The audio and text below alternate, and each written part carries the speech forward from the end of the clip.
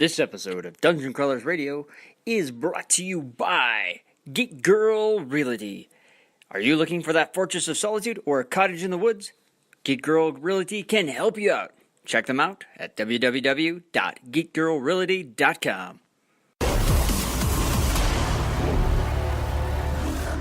Dungeon Crawlers. And welcome to another episode of Dungeon Crawlers Radio.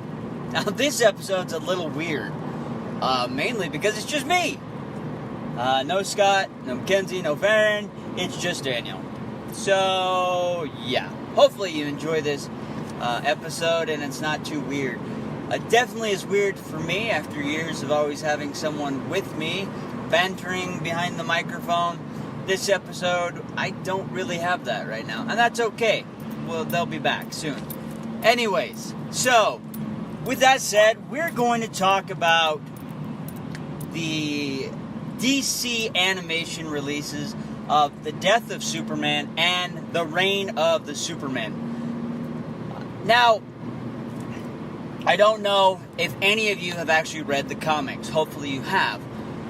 They were released in the 90s. This was a huge deal because up to that point, Superman had never died. Superman had never come across a villain that he could not defeat. And then in the pages of the comics, we see Superman sacrifice himself and die. And since then, we've seen this in, Batman vs. Superman, the movie. I honestly feel like that in that movie, it wasn't as dramatic as it was when this comic book released and the world was stunned that DC Comics had killed Superman. Since then, we've seen countless other big superheroes die. We've seen Batman die, and so on and so forth. However, this just seemed to rock the world. That they took out Superman. So, let's fast forward a little bit. After The Death of Superman, we had the Reign of the Supermen comics coming out. We had several different individuals show up claiming to be Superman. We had Steel, we had Cyborg Superman, we had the Eradicator, we had Superboy. And people were wondering who the real Superman was because they all claimed to be Superman. With the exception of Superboy, we knew that he was a clone, but he wanted to be the new Superman. And Henry Irons took up the mantle of Steel in honor of Superman because, well, let's face it, Superman's a pretty awesome character. Again, I'm a huge DC fan. I have been. It was one of the first comic book series that I ever read. I remember at 8 years old getting my very first Superman comic from a 7-Eleven. Me and my friend at the time, he was a huge Superman nut. He's the one that really introduced me in. So Superman was my entry into the comic book world. Later to be followed by Spider-Man.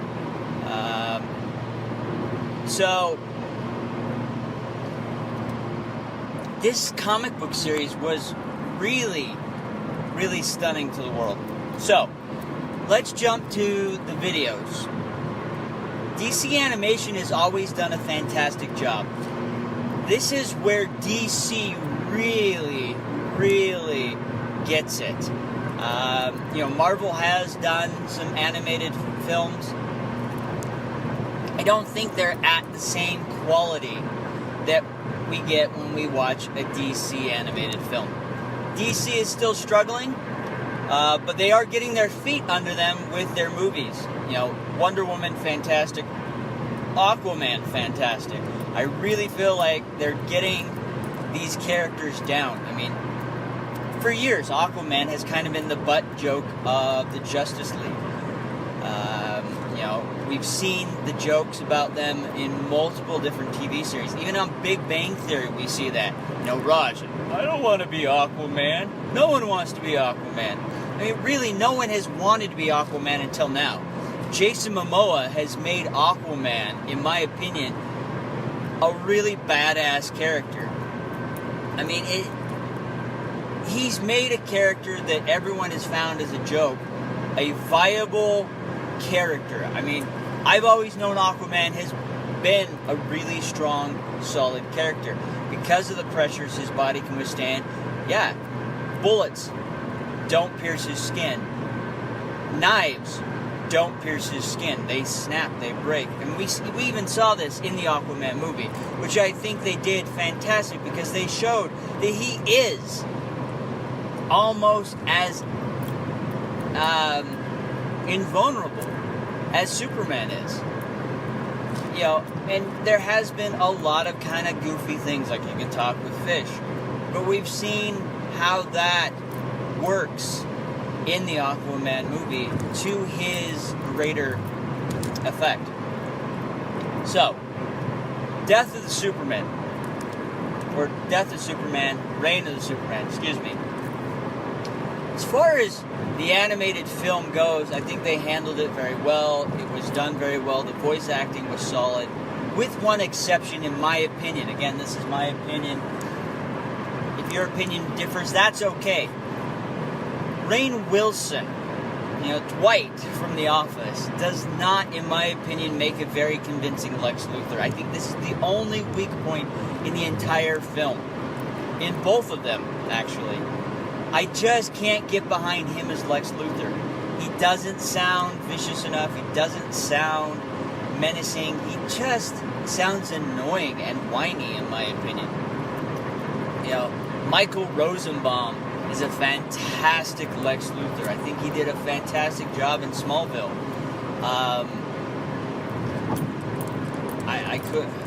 I'm blanking the moment, but I think even Clancy Brown has voiced Lex Luthor, and he has done a fantastic job. I just wish they would pin down a solid person to do the voice acting for Lex Luthor. It seems like he changes up a lot. You know, we've had Tim Daly as Superman. He's kind of been the epitome voice of Superman. Then we had Kevin Conroy as Batman. In the newer stuff, they've had, I'm blanking on the gentleman's name that has done the voice for Batman, but he played the father in the TV series Terra Nova. But we've pretty solidly had a defined voice for those characters. I mean, even Nathan Fillion has been the voice of the Green Lantern in most of the Green Lantern animations. And I really like that fact that we have kind of the same voice going forward. But Lex Luthor seems to constantly be changing, and Rainn Wilson as Lex Luthor just, I couldn't hold on to that. They did have to move really quickly through the story. You know, in the comic books, it was a huge, massive deal. Doomsday was smashing through every superhero that was coming against him. This was a big, big event. I mean, every DC hero was coming out, and a lot of them were wiped out. And they got their butts kicked. And this is Doomsday we're talking about. You know, since then, it's just kind of been a joke with Doomsday always showing up. But when he first showed up, it was a massive deal. So, we go through, Doomsday's destroying everything, Superman goes after him, they have this titanic battle. I think they did a good job in portraying that. I really wish they would have maybe stretched it out a little bit longer, made the animation film longer than their running time. But still, I think they did a good job. Then we jump to the continuation of the story. I mean, for many of us, you know, at least for me, I was excited to get the Death of Superman, Reign of Superman. We had to wait for that film. I really wish DC Animation would have put them out almost back to back. You know, I could understand a month or two, but it was a good 6 months, if not more, between those, and it was a rough wait. But it finally came out. I got to watch it. Again, Rainn Wilson is Lex Luthor, bugging me. Just not pulling it together like I wish. They had to rush the introduction of these 4 different Supermen. And they did have to change up Cyborg Superman's storyline. I really wish they would have kept the original one, with him teaming up with Mongol, destroying Central City. This, in the comic book, this is where Hal Jordan, the Green Lantern, really experiences fear for the first time. This is where Parallax infects him. That's where we get the white stripes on the sides of his head, and he kind of goes nuts and starts killing off the other lanterns. And then that's where we kind of get that storyline. I really wish they could have implemented that, but they didn't. Instead, they implemented a storyline where Cyborg Superman was offering for the city inhabitants to become Supermen themselves, and they pretty much became autonomous robots that he controlled, and it was all for Darkseid. It was okay. Wasn't as amazing as the original storyline, because it didn't set up other events. Like Hal Jordan suffering fear, being infected by Parallax, going after the Green Lanterns, going after the Guardians, going so far as to killing Sinestro. Granted, they retconned that and he was just a projection. It wasn't the real Sinestro, because he was trapped inside the power battery. But it would have been a great opening to have that storyline come out, and then after that, Ganthet, one of the Guardians, goes, and that's where he goes and delivers the final ring that's there, because Hal's destroyed all of them, and gives it to Kyle Rayner. And then we could have had the introduction of Kyle Rayner. So they didn't do that. Alright. I wish, but they didn't.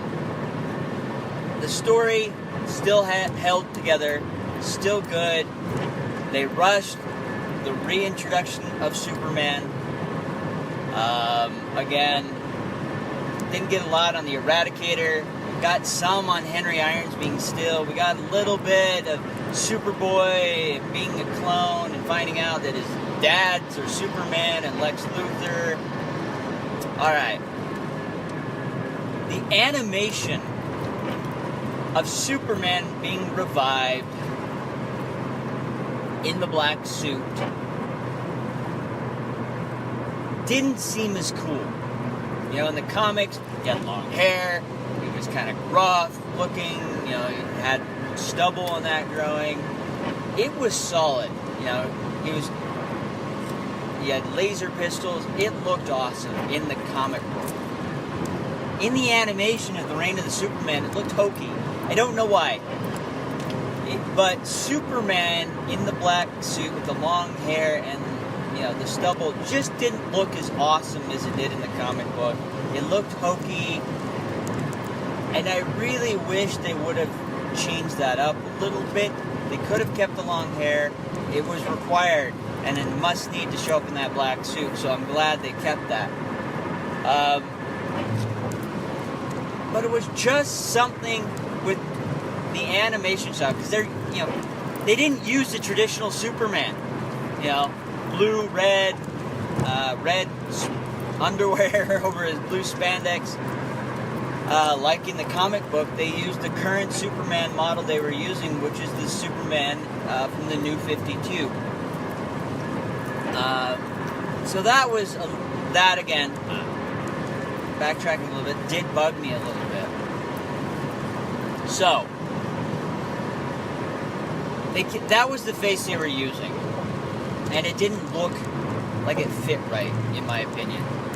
So again, minor thing, but overall, even though some of the story was rushed, because they had 2 hours, it was an animation, honestly, to do it justice, it should have been a series of films.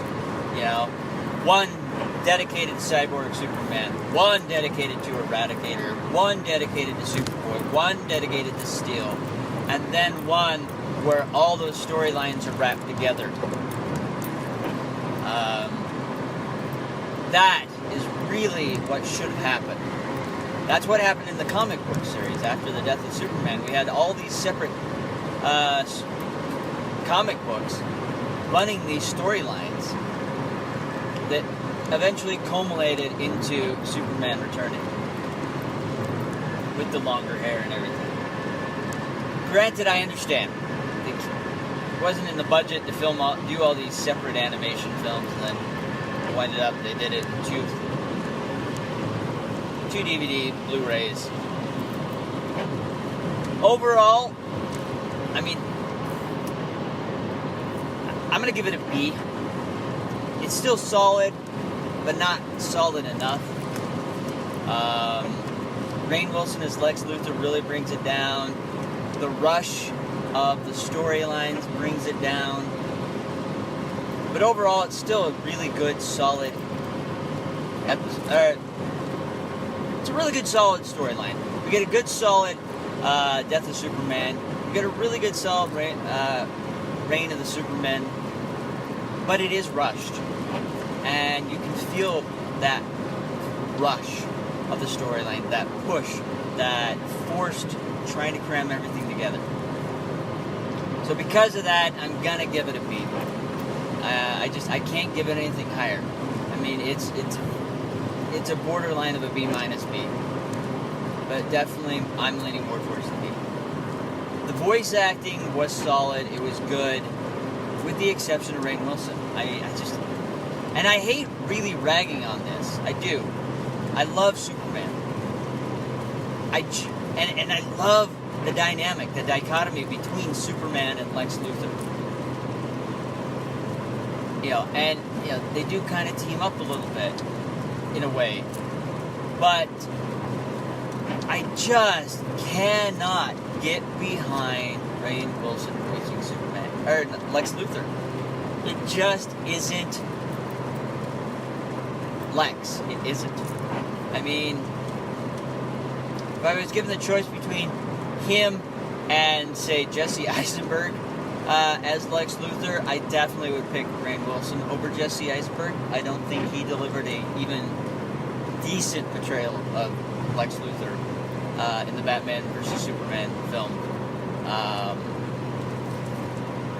Now, if he's Lex Jr., maybe, but not as Lex Luthor. So, what does this say for you? Are you a DC animation fan? If so, you're probably going to like these films. Both of them. If you're a Superman fan, you may enjoy them. They may not be like your most favorite of the DC animations, but you'll still enjoy them. If you really were a fan of the Death of Superman storyline in the comics and of the Reign of the Superman run in the comics, you probably, like me, feel kind of disappointed that it was rushed, but you'll still enjoy what they did. If you have no clue and have never read that storyline, you're probably going to really enjoy this. You're probably going to say, hey, Daniel's crazy, this was awesome. I would give this an A. And that may be the case for you because you haven't had that backstory. You didn't read those comics as they came out. You didn't feel that stunned emotion when Superman died. I mean, honestly, the closest thing I can compare that feeling to when I flipped through those pages and saw Superman brutally beat up, bloodied, and dead was when, back in, I think, 85, 86, when the Transformers animated movie came out on the big screen and Optimus Prime died before my eyes. That is these are two huge iconic characters that were really important to me in my childhood that were killed. watching cartoons and reading comics and that superheroes, your heroes, didn't die. Optimus Prime didn't die. He always got the Autobots out. He always survived. Superman, this invulnerable Kryptonian, somewhat godlike being, always, no matter who he went against, even Darkseid, which is a super-powered villain from another world, he always was able to somehow scrape by and win. And here he is, he's died. And like in the movie, Optimus died. It was just stunning and shocking to me. And then, DC's kind of done that over and over. I mean, Hal Jordan.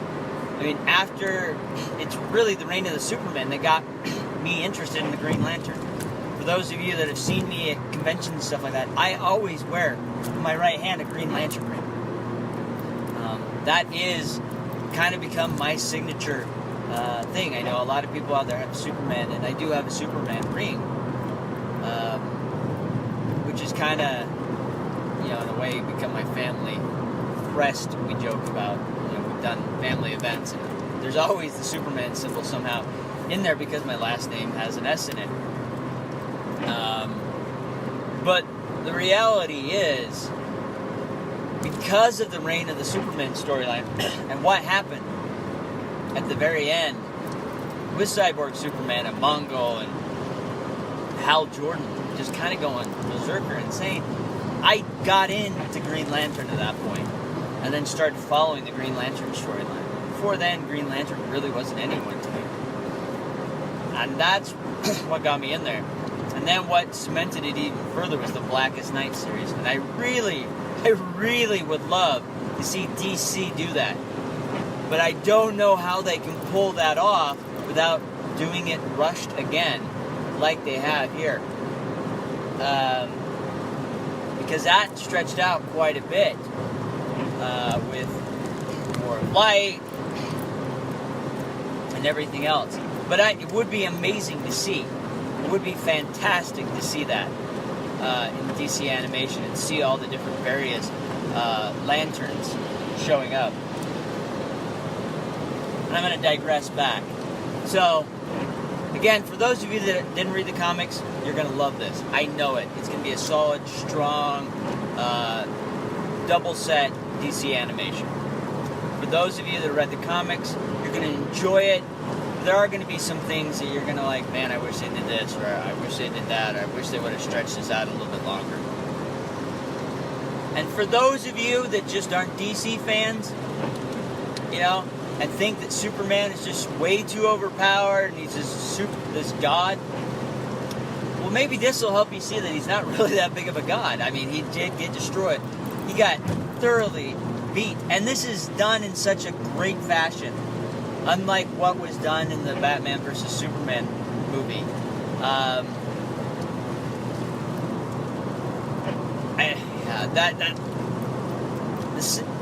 Not to just rag on Superman's sacrifice in that film, Doomsday was horrible. It wasn't the same. Superman's fight with him, it was cool, but it just wasn't the same as in the comic. It wasn't the same as in these animated films. So, I'm going to wrap this up. I hope you've enjoyed this review. I do want to hear your opinion. We definitely want to hear your opinion on this one. Whether you're a Marvel fan or a DC fan, we want to hear your opinion on what you thought about the death of Superman and the reign of the Superman. I certainly want to hear it because I'm a huge DC fan. I'm a huge Superman fan. I think they did a fairly good job. I really do.